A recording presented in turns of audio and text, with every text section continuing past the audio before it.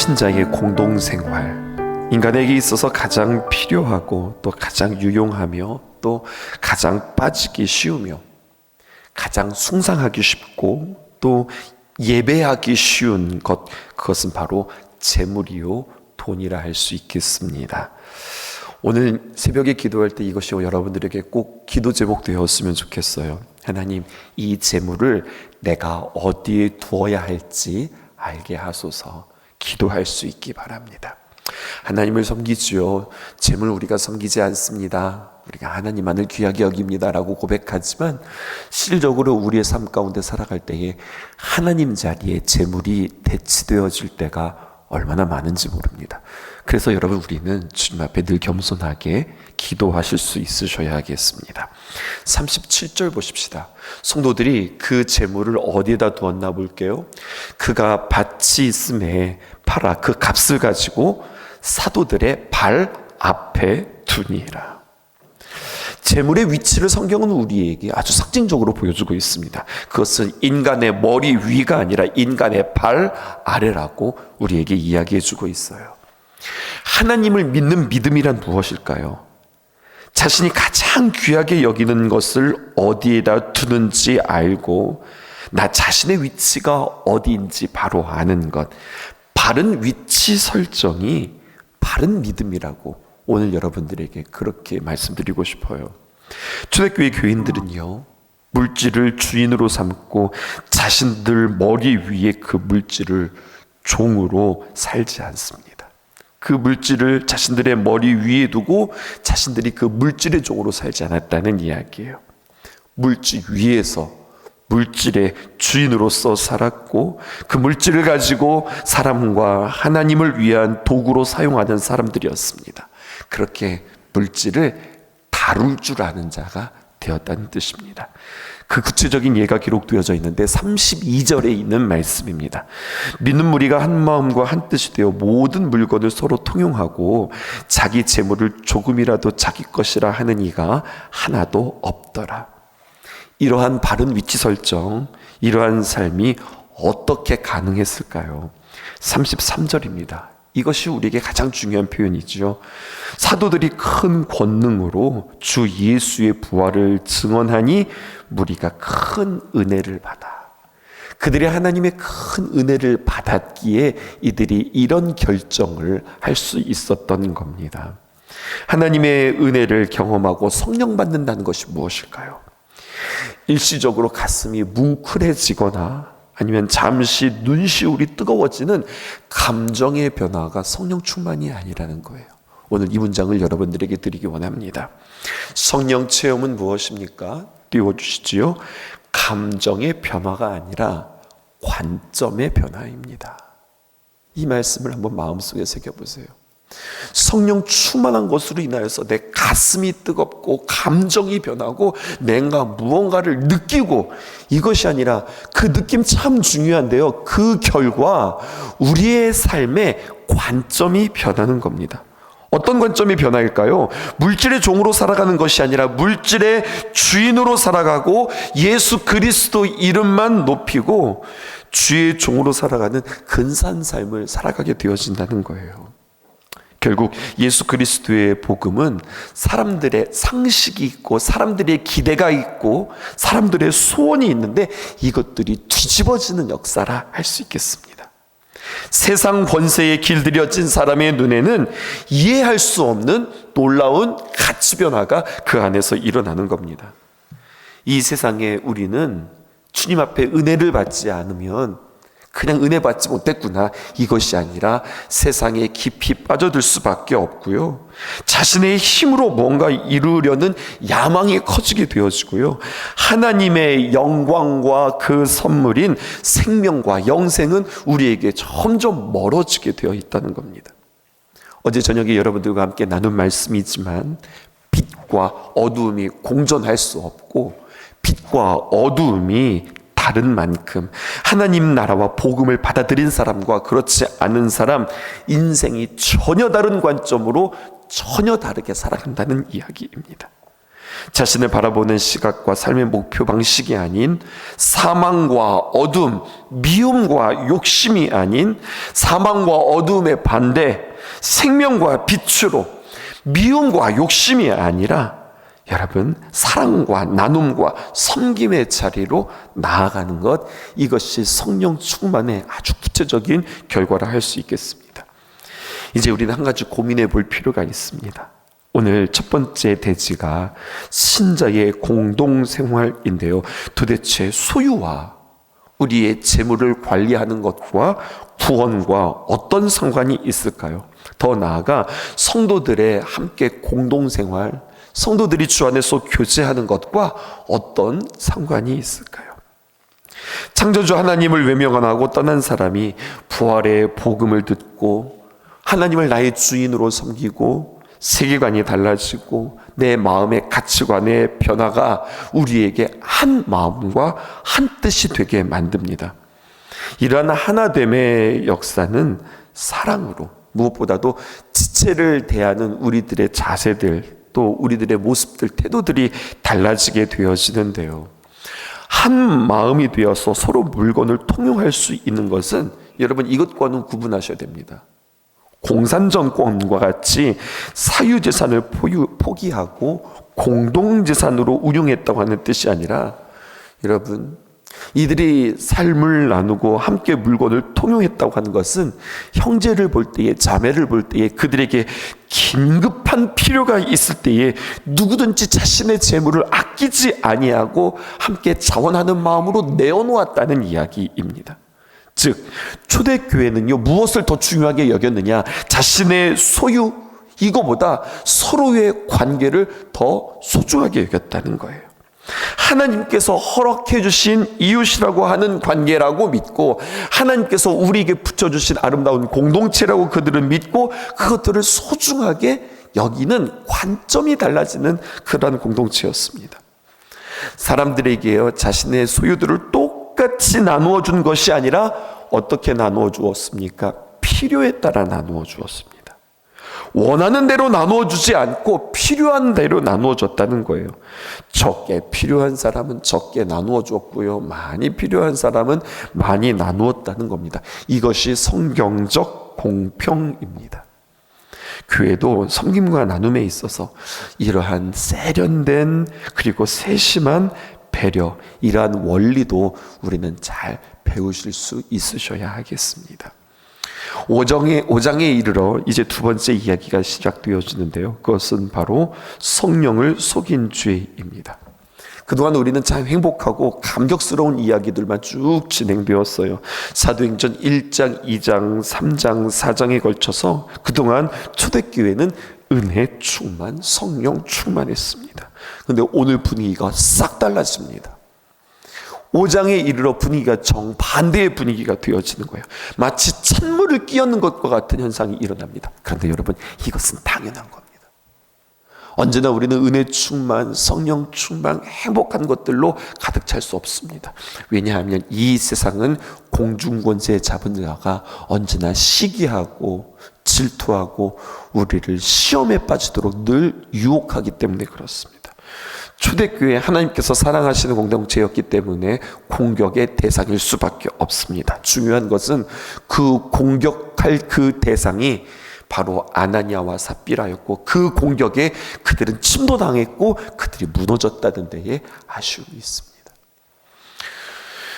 우는 사자와 같이 두루다니며 삼킬 자를 찾을 때에 그 삼킬 대상자가 바로 내가 되지 않기를 주님의 이름으로 축복합니다. 깨어 있어서 하나님, 내가 시험 들지 않게 하십시오. 유혹당하지 않게 하십시오. 마귀에 조종당하는 자 되지 아니하도록 주님 도우십시오. 오늘 5장을 만나면서 그러한 기도 제목이 우리에게 있어야 하겠습니다. 내용을 요약하면 이런 거예요. 아나니아와 삽비라 부부가 땅을 팔아서 교회에 헌금하게 되었습니다. 그런데 헌금하는 날 그 자리에서 부부 둘이 다 죽었다는 이야기입니다. 죽은 이유를 보니까 땅을 판 돈 일부, 전체를 감춘 것도 아니고 아주 조금 일부를 감추고 그들이 다 바쳤다고 거짓말했다가 둘 다 죽게 되어지는 봉변을 당하게 되어진 겁니다. 오늘 이 말씀이 여러분 어떻게 읽혀지시는지요? 두렵지 않으세요, 여러분? 거짓말한 아나니아와 삽비라가 놀랍고 두려운 것이 아니라, 사실 우리는 여기에 좀 더 놀랍고 두려운 거 아니에요? 거짓말을 했다고 하나님께서 죽이셨다. 이게 놀랍고 이게 두려운 거죠. 그런데 말이에요, 오늘 이 11절을 통해서 우리에게 특별히 주시는 하나님의 말씀이 있습니다. 오늘 우리가 이 말씀 놓치지 말아야겠습니다. 11절 보십시다. 시작. 온 교회와 이 일을 듣는 사람들이 다 크게 두려워하였더라. 이것을 통해서 우리가 알 수 있는 것은, 하나님께서 두려워해야 할 일을 두렵게 하신 것이구나. 이 역사를 다시 한번 초대교회에 부어주셨어요. 이 말은 무슨 말도 되는 거냐면, 평소에 두려워할 일인데도 우리는 자칫 잘못하면은 그냥 넘기고 두려워하지 않을 수 있다는 거예요. 성도들이, 특별히 초대교회의 공동체들이 정말 두려워해야 하는 것이 있는데, 그들은 이것에 대하여서 무뎌지고 무감각해져서 뭐 별거 아니지 않나? 괜찮지 않나? 두려워해야 할 것을 두려워하지 않았다는 이야기예요. 오늘 이 사건을 본보기로 이것 때문에 하나님이 앞으로 초대교회를 붙잡고 더 크신 일을 하실 수가 없었기 때문에 이 사건을 통해서 다시 한번 그들을 정결하게 하시고 예루살렘에 있는 교회들을 다시 한번 깨우시는 작업이 오늘 아나니아와 삽비라를 통해서 단순히 그들이 징계받은 것뿐만 아니라 그것을 통하여 초대교회를 정결하게 하시는 일이 오늘 성경에 기록되어져 있습니다.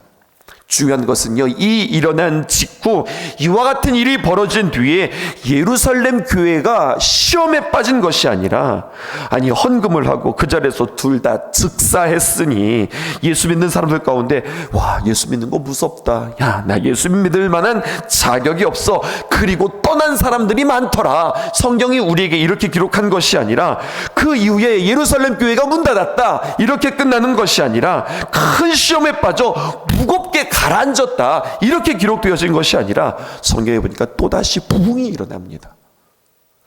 큰 부흥이 그들에게 일어납니다. 진정한 부흥이 그들에게 다시 새롭게 일어났습니다. 그러면 이런 아나니아와 삽비라를 통하여서 성경이 우리에게 깨우시는 말씀이 무엇일까요? 3절 보실게요. 이렇게 기록되어져 있습니다. 베드로가 이르되 아나니아야, 어찌하여 사탄이 내 마음에 가득하여 내가 성령을 속이고. 오늘 두 번째 대지, 성령을 속인 죄를 우리가 함께 생각해 볼 필요가 있습니다.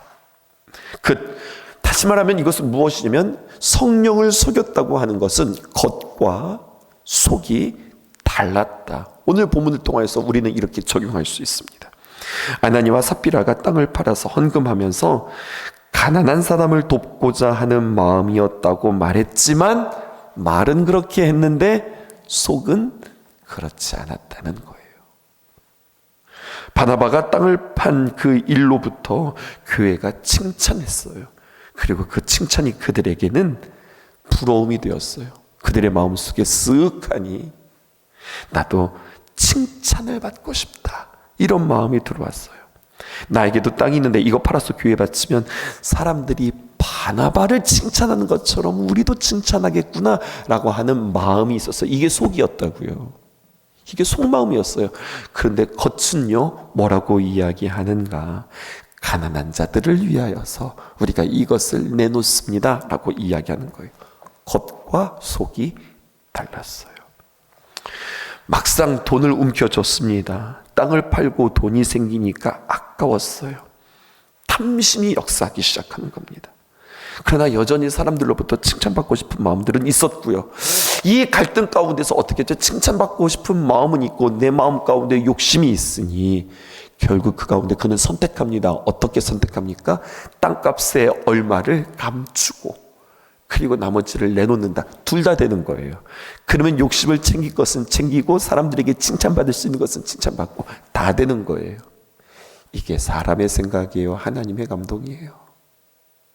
사람의 생각입니다. 그리고 그는 땅에 판 모든 것이라고 성도들 앞에서, 사도들 앞에서, 무엇보다도 성령님 앞에서 거짓말한 겁니다. 이게 그들이 지은 죄예요. 그래서 4절에 뭐라고 이야기하는가 이렇게 표현합니다. 맨 마지막 줄만 볼게요. 사람에게 거짓말한 것이 아니고 누구라고요? 하나님께로다. 아나니아와 삽비라의 죄는요, 하나님을 그 앞에 두고도 하나님을 무시하고 하나님을 업신여긴 죄, 하나님을 속이려 들고 하나님이 불꽃과 같은 눈으로 하나님께서 우리의 모든 것들을 듣고 계심에도 불구하고 그 하나님을 업신여긴 죄, 업신여겼다라고 하는 말을 저는 이렇게 해석하고 싶어요. 없이 여겼다, 없는 것처럼 여겼다. 이것이 바로 성령을 속인 죄라는 거예요. 우리도 마찬가지예요. 우리는 성령에 대해서 듣고 성령에 대해서 배웁니다. 성령님이 내 안에 계시구나. 지금 성령님이 나와 함께 동행하시는구나. 내 안에 성령님이 계신 증거, 하나님을 나의 아버지라고 부를 수 있다면, 주님을 나의 주라고 고백할 수 있다면, 성령님의 귀한 은혜를 내가 경험할 수 있다면, 내 안에 용서와 사랑의 귀한 마음들이 느껴진다면, 성령의 눌림들이 내 안에 있다면, 하나님의 귀한 복음을 전하고 싶은 마음들이 내 안에 있다면, 이것은 다 내 안에 성령님이 계신 증거라고 성경이 우리에게 이야기해 주고 있어요. 이것 외에도 수많은 것들로 성령이 내 안에 계시다고 하는 것을 우리는 느낌으로 아는 것이 아니라, 성경이 이러한 증거가 바로 내 안에 있는 성령님의 증거다라고 우리에게 증언하고 계세요. 그런데 아나니아와 삽비라가 무서운 것은 무엇이냐? 바로 그들도 하나님을 그렇게 고백했을 거예요. 그들의 마음 가운데 그 마음이 있었을 거예요. 그럼에도 불구하고 그들은 그 마음보다 자신의 욕심의 마음들이 더 컸다는 겁니다. 어느새 성령님이 가득한 것이 아니라 사탄이 그 마음에 가득했다는 거예요. 여러분, 이럴 수 있는 거예요. 우리의 마음이라고 하는 그릇에 사탄이 꽉 채울 수 있어요. 성령 충만이 아니라 악령 충만일 수 있다고요. 이 마음을 우리가 늘 주님 앞에 점검해야 합니다. 베드로는요 3절에서 아나니아와 삽비라의 마음에 사단이 가득했다. 무슨 충만입니까? 사탄 충만이에요. 악령 충만이에요. 누가복음을 통해서도 우리는 보게 됩니다. 누가복음 22장 1절에서 3절, 유월절이라는 무교절이 다가오매 대제사장들과 서기관들이 예수를 무슨 방도로 죽일까 궁리하니 이는 그들이 백성을 두려워함이더라. 가룟 유다 대목이에요. 12 중에 하나인 가룟이시라 부르는 유다에게 무엇이 들어갔습니까? 사탄이 들어가는 겁니다. 여러분, 다 가능합니다. 가룟 유다뿐만이 아닙니다. 우리의 마음에도 사탄이 들어갈 수 있습니다. 성령님이 우리 안에 들어오실 수 있는 것처럼 사탄도 들어올 수 있습니다. 요한복음 13장 27절에 있는 말씀입니다. 조각을 받은 후 곧 사탄이 그 속에 들어간지라. 성경의 이 증언을 우리는 오늘 아주 유심 있게 보셔야겠습니다. 사탄이 그 속에 들어간다니까요. 이에 예수께서 유다에게 이르시되 네가 하는 일을 속히 하라. 이렇게 하실 때 12 중에 하나인 가룟신이라 부르는 유다에게 사탄이 들어가니, 그 속에 들어간지라 사탄이 들어가니, 이러한 표현들이 있어요. 사랑하는 성도 여러분, 오늘 주님 앞에 기도할 때 이런 감각이 내 안에 살아나게 해달라고 기도하실 수 있었으면 좋겠습니다. 그것은 바로 무엇이냐? 이번 한 주간 우리는 쓱 이것을 우리가 함께 적용하면서 살아가자고 했는데요, 다른 사람 모르게 그냥 쓱 우리가 잘 섬기고 사랑하는 귀한 모습도 우리에게 있지만, 우리가 영적으로 민감하게 알면 이것도 느낄 수 있어요. 쓱하니 내 마음에 악한 마음이 들어온 것들을 내가 경험할 수 있어요. 마귀가 지금 내 마음을 막 흔들려고 준비하고 있구나. 지금 내 마음 속에 악한 영이 지금 격동하고 있구나.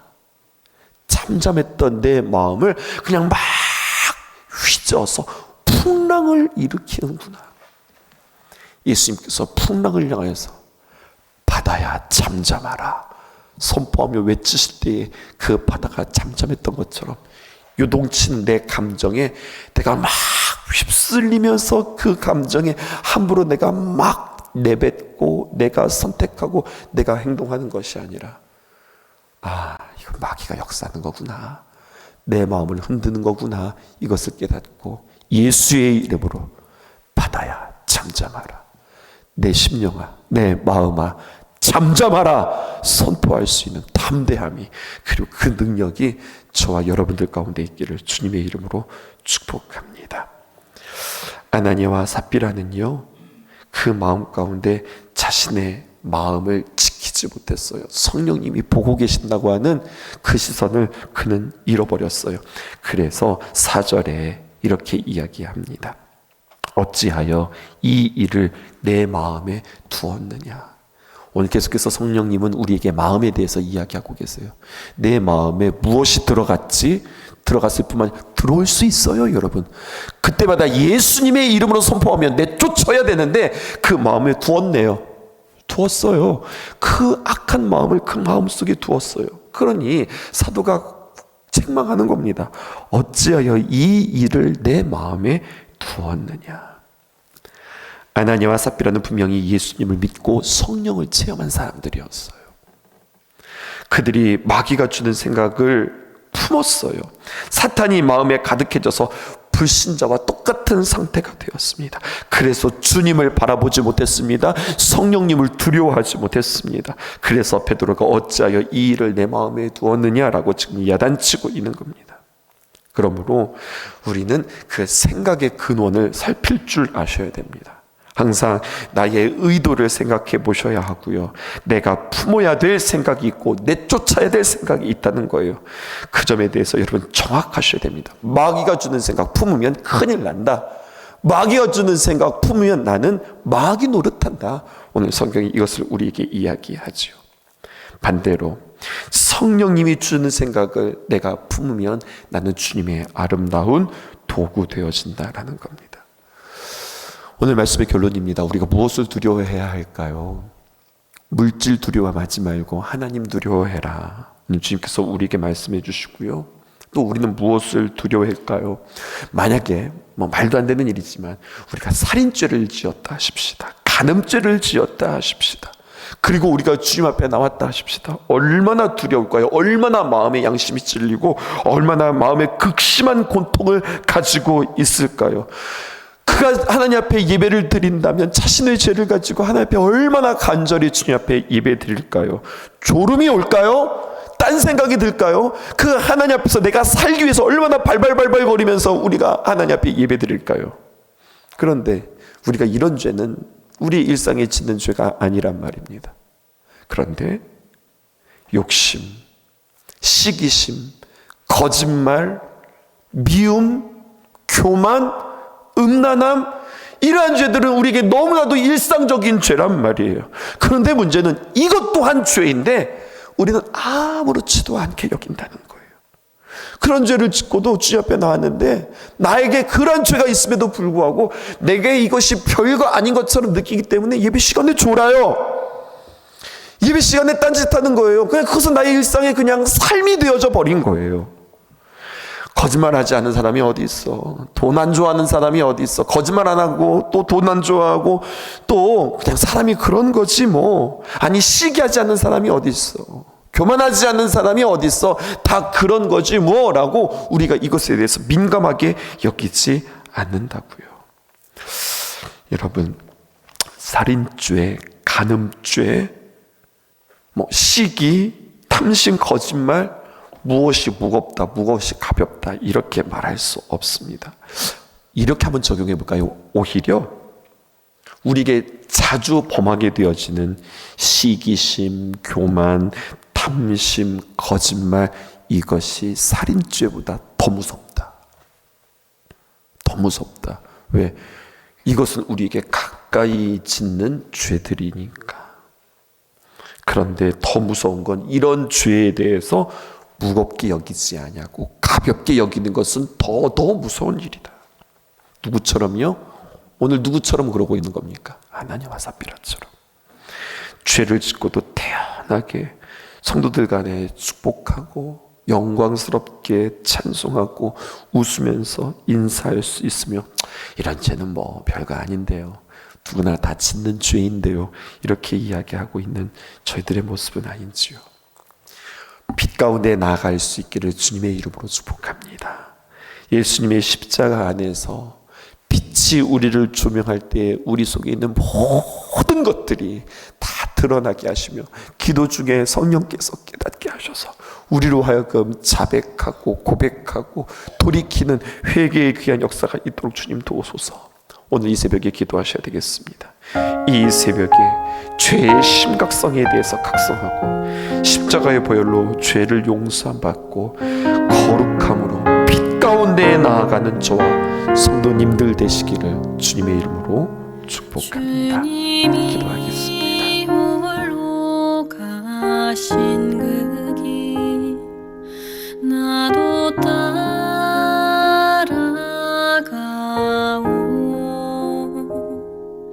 모든 물과 피를 흘리신 그 길을 나도 가오. 험한 산도 나는 괜찮소. 바다 끝이라도 나는 괜찮소. 죽어가는 저들을 위해 나를 버리길 바라오. 아버지 나를 보내주오. 나는 달려가겠소.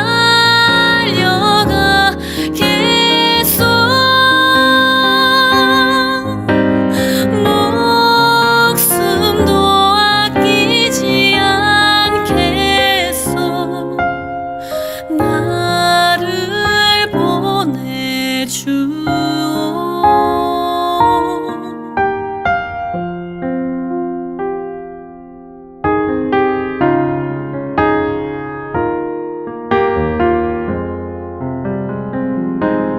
험한 산도 나는 괜찮소. 바다 끝이라도 나는 괜찮소. 죽어가는 저들을 위해 나를 버리길 바라오.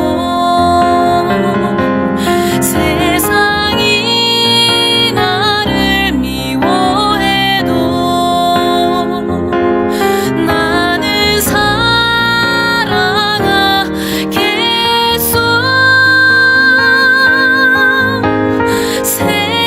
세상을 구원한 십자가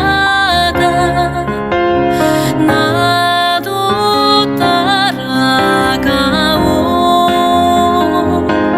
생명을 버리면서까지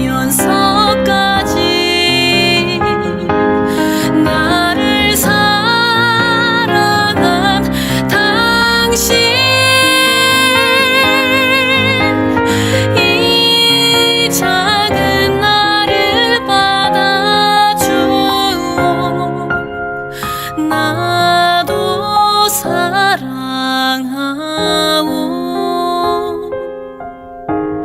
나도 사랑